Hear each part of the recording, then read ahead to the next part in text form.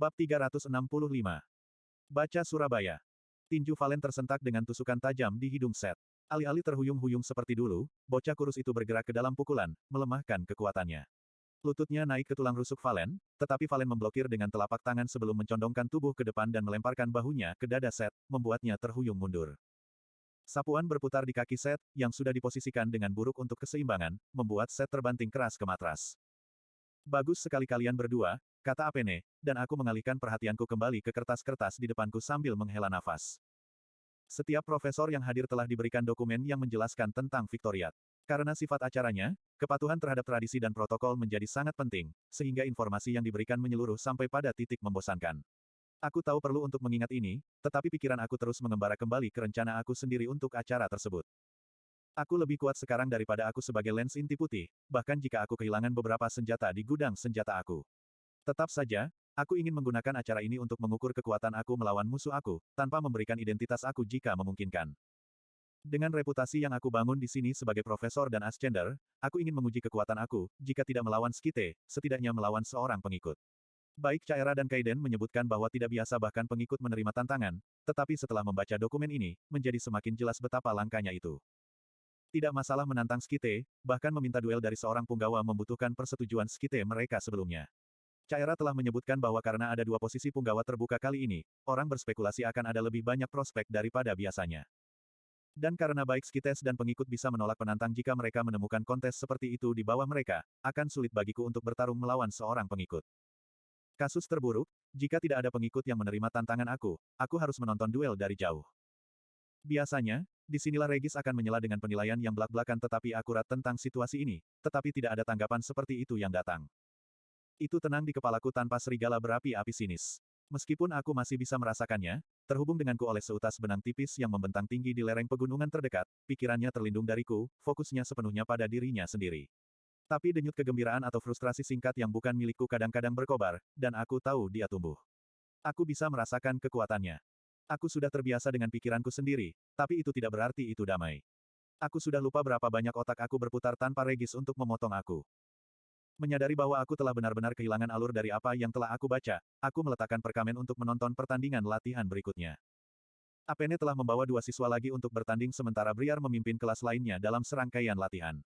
Markus dan Sloane saling bertukar pukulan dan tendangan brutal saat pintu kelas terbuka dan beberapa pria lapis baja melangkah masuk. Sloane melihat mereka lebih dulu dan meleset satu blok, memasukkan siku ke dagunya yang membuatnya rata. Ini menarik perhatian seluruh kelas, dan para siswa meledak dalam obrolan yang mengejutkan. Briar dan Apene dengan cepat menghentikannya, mata mereka beralih bertanya ke arahku. Bolehkah aku membantumu? Kataku, berdiri dari tempat dudukku di panel kontrol platform pelatihan dan menaiki setengah tangga menuju para penyusup. Kami berada di tengah kelas. Sosok yang familiar melangkah maju, menggaruk janggutnya yang dipangkas dan memberiku senyum canggung. Maaf, Gray, tapi aku khawatir kau harus ikut dengan kami. Aku merengut pada Sula, kepala Ascenders Association di Cargidan. Bisakah ini menunggu sampai? Sayangnya tidak, katanya tegas. Pikiran aku mulai berpacu ketika aku mempertimbangkan untuk apa mereka berada di sana. Ekspresi muram Sula memperjelas bahwa kunjungannya tidak bersifat sosial. Tetapi karena ini adalah asosiasi Ascenders dan bukan penjaga akademi atau penegak hukum setempat, aku tidak yakin apa masalahnya. Jika identitas aku telah dikompromikan, kemungkinan yang selalu aku sadari, maka Nico atau Kadel yang akan merobohkan pintu aku. Jadi apa? Aku berbalik dan bertemu mata Briar. Kamu dan Apene menyelesaikan kelas. Aku tidak akan pergi lama. Menaiki tangga, aku memperhatikan tangan dan mata kelompok itu untuk mencari tanda-tanda mereka siap menyerang. Orang-orang itu tegang dan waspada, bahkan mungkin sedikit gugup, tapi aku juga merasakan semacam frustrasi yang membangkang dalam kerutan alis mereka yang serasi. Maaf soal ini, gumam salah satu dari mereka, langsung terdiam saat Sula memberinya tatapan peringatan. Kepala Ascender sendiri memiliki tampilan kaku dan canggung seperti seorang pria yang melakukan sesuatu yang bertentangan dengan keinginannya. Apapun yang terjadi, para Ascender ini tidak senang dengan hal itu. Jadi aku tidak melawan, tetapi membiarkan mereka menggiring aku keluar dari gedung dan melintasi kampus. Mereka mengambil posisi di sekitarku, tetapi tidak ada yang menarik senjata atau menyiapkan mantra apapun, setidaknya yang bisa kudeteksi.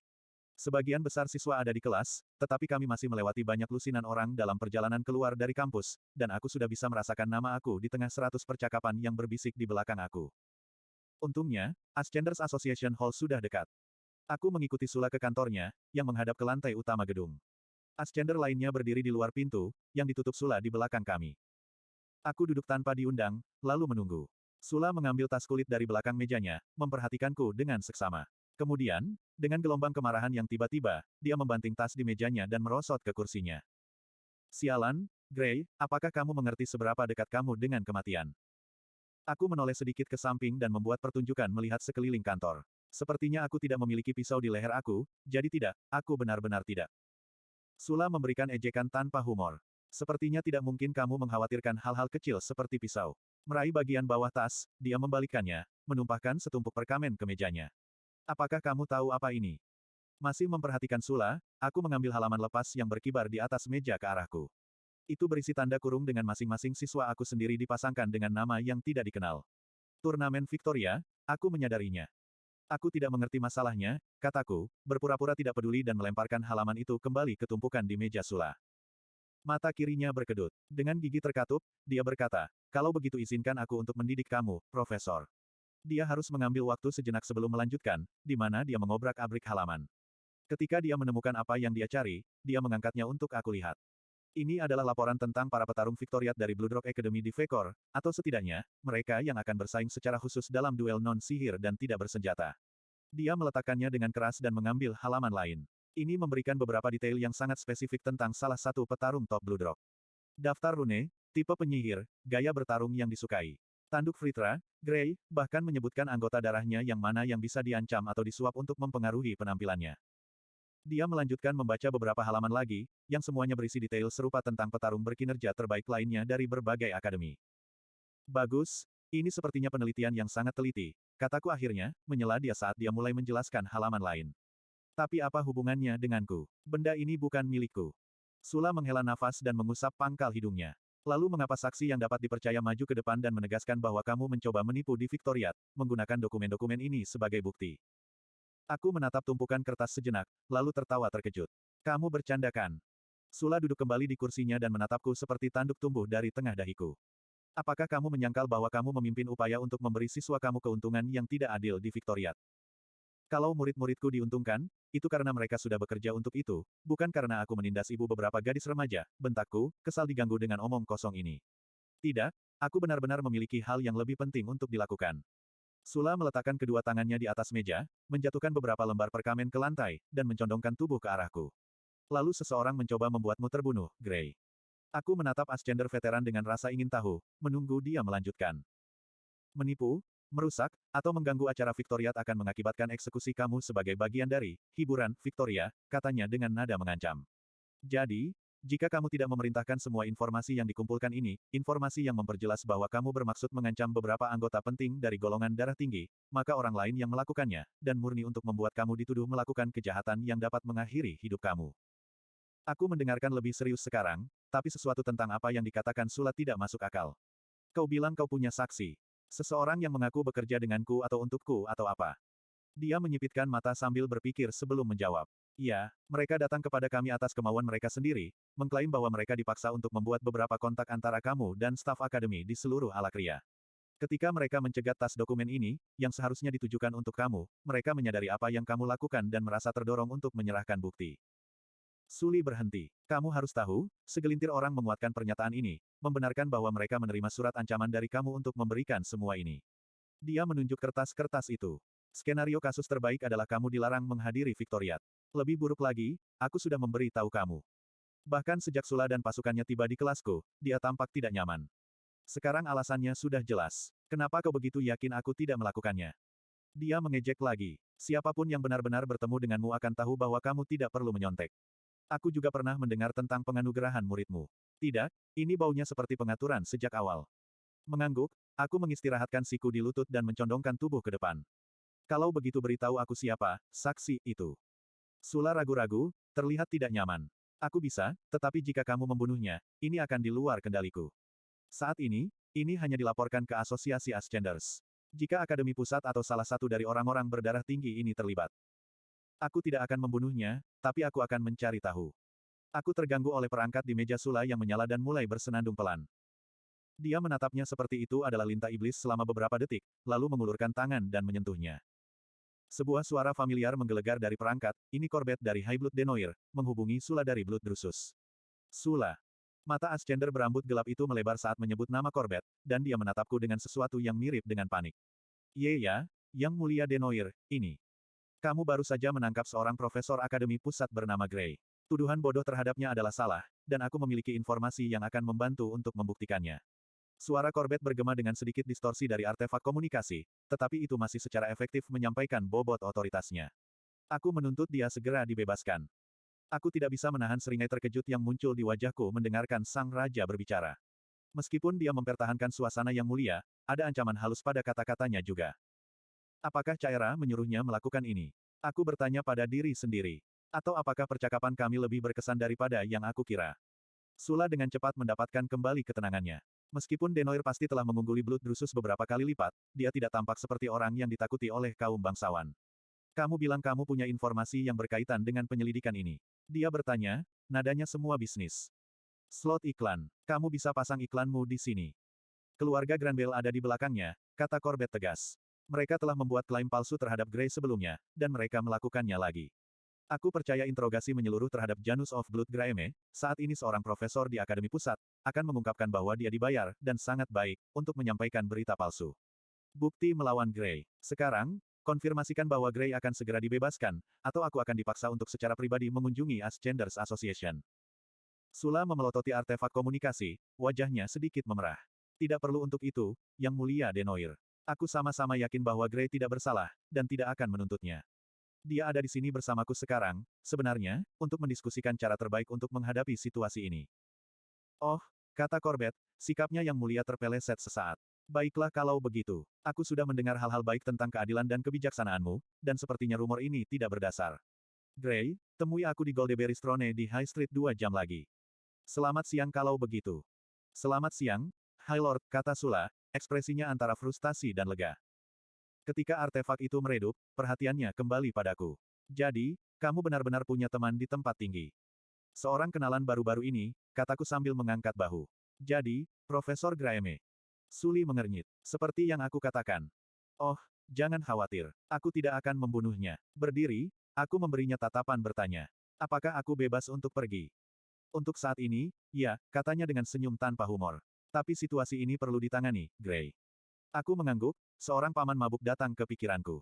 Kalau begitu, bisakah kamu menghubungi seseorang untukku? 2 jam kemudian, aku berjalan cepat di sepanjang High Street, rumah bagi banyak bisnis mewah yang melayani golongan darah tinggi. Berbagai skenario berputar di benak aku seperti klip dari film yang berbeda saat aku memikirkan apa yang telah aku pelajari.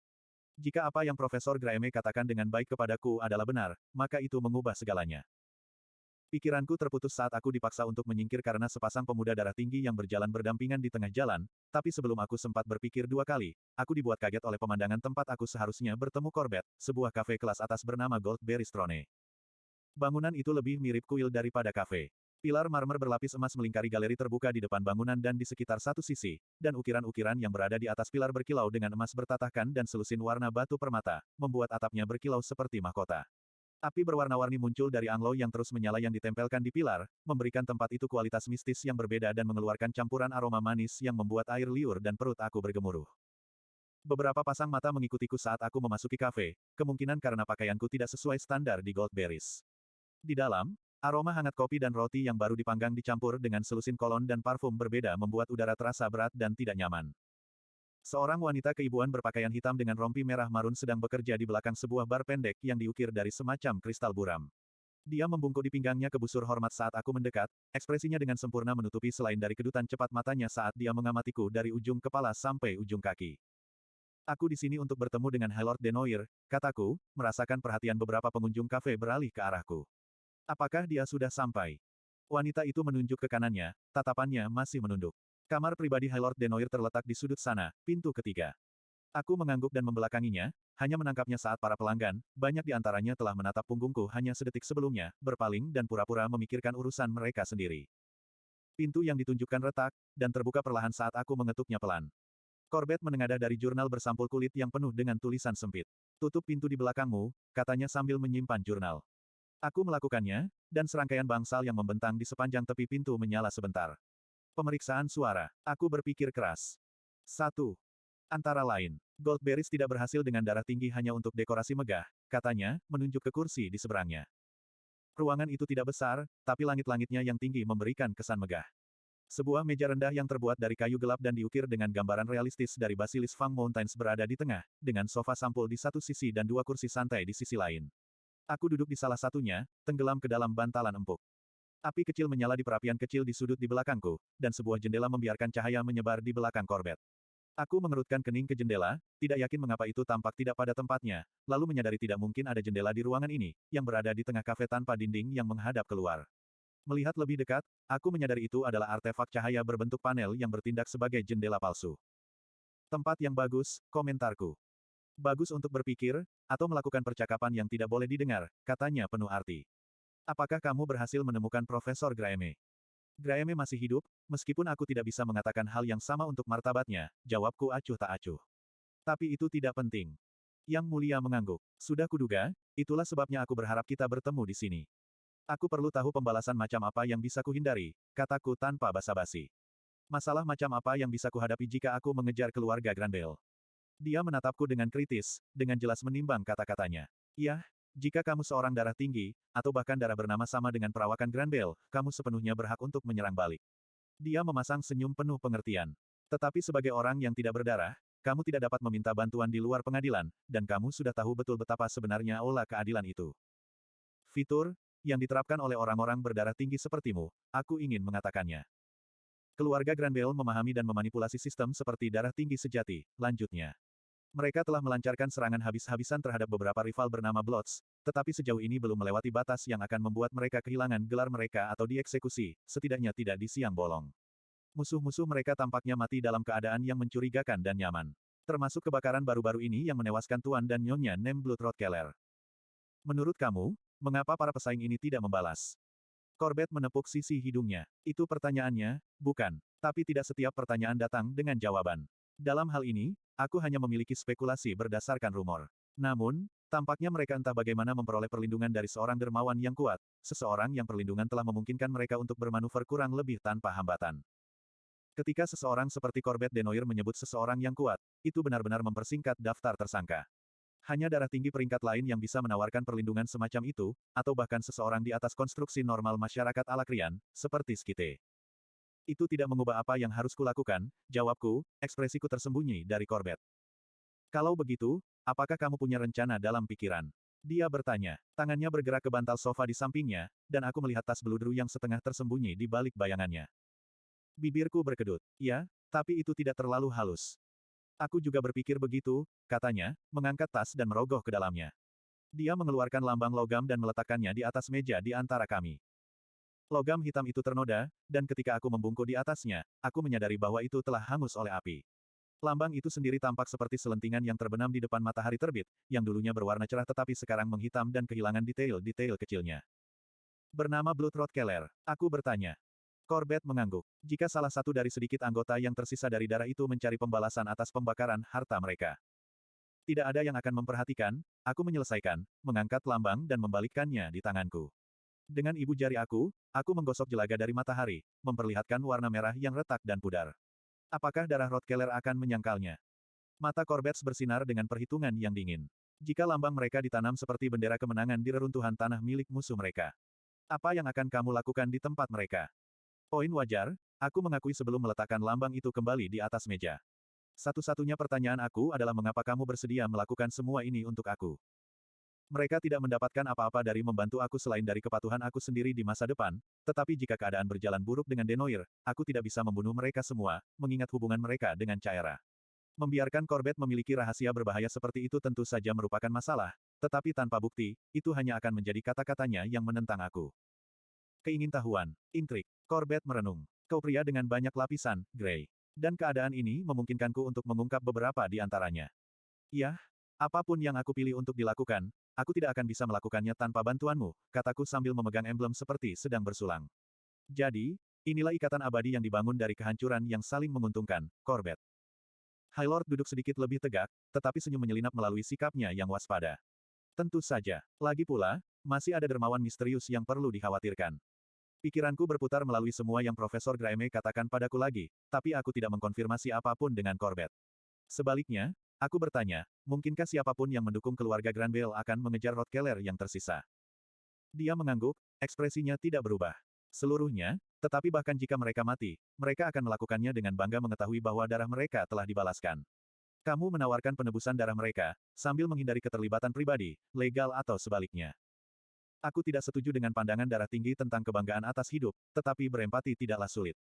Di hadapan para dewa sebagai penguasa, terkadang, kesombongan adalah satu-satunya hal yang tersisa dalam kendali mereka. Dengan rencana yang sudah ada dan semua bagian di kepalaku sekarang bersatu, aku mengucapkan selamat tinggal padanya dan berjalan keluar ke High Street. Senyum dingin tersungging di sudut bibirku saat aku meregangkan leherku. Regis, kembali ke sini. Sudah waktunya untuk reuni kecil dengan keluarga Granville.